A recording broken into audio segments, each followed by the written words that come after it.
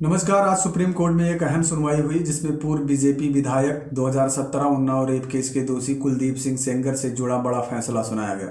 इस high profile मामले ने पूरे देश का ध्यान खींचा है और आज की कोर्ट की कार्रवाई से फिर सुर्खियों में आ गया। सुबह से ही सुप्रीम कोर्ट के बाहर कड़ी सुरक्षा रखी गई थी और लोग कोर्ट के फैसले का इंतजार कर रहे थे। सुबह 10 बजे शुरू हुई सुनवाई में सीबीआई की ओर से पेश सॉलिसिटर जनरल तुषार मेहता ने यह दलील दी कि दिल्ली हाई कोर्ट का फैसला गलत है क्योंकि यह नाबालिग पीड़िता के साथ हुए अपराध के गंभीर पक्ष को कमतर कर देता है और इससे पीड़िता की सुरक्षा और न्यायिक प्रक्रिया दोनों को खतरा हो सकता है। सुप्रीम कोर्ट के चीफ जस्टिस सूर्यकांत की अध्यक्षता वाली 3 जजों की बेंच ने दिल्ली हाई कोर्ट के 23 दिसंबर के आदेश पर तुरंत रोक लगा दी।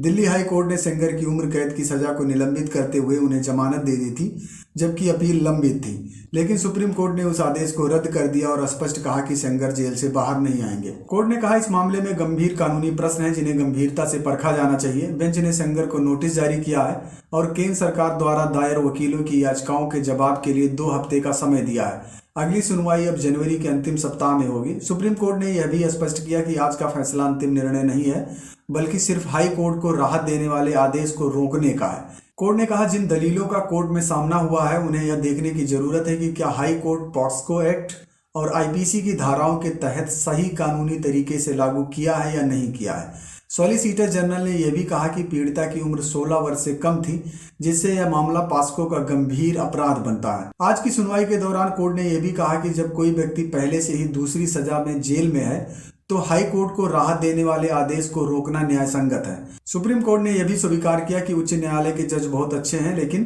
कानून की सही व्याख्या और सार्वजनिक हित के सवाल आगे की सुनवाई में विचार किए जाएंगे। आज की सुनवाई से ही पीड़िता और उसके परिवार को राहत मिली है। उन्नाव रेप पीड़िता की मां ने कोर्ट के फैसले के बाद कहा कि अब वो न्याय की लड़ाई जारी रखेंगी और दोषी को कड़ी सजा मिले।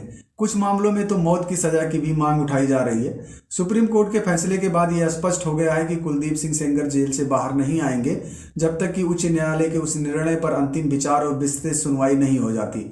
अगली सुनवाई जनवरी महीने के अंत में होने वाली है, जब कोर्ट विस्तृत रूप से कानूनी दलीलों को आईपीसी पॉक्सो एक्ट की व्याख्या का निर्णय देगा। इस पूरे घटना ने एक बार फिर ये दिखाया है कि नौजवान पीड़ितों के मामलों में न्यायपालिका संवेदनशील और दृढ़ रवैया अपनाती है, खासकर जब अपराध की गंभीरता और पीड़िता की सुरक्षा आधार बनती है।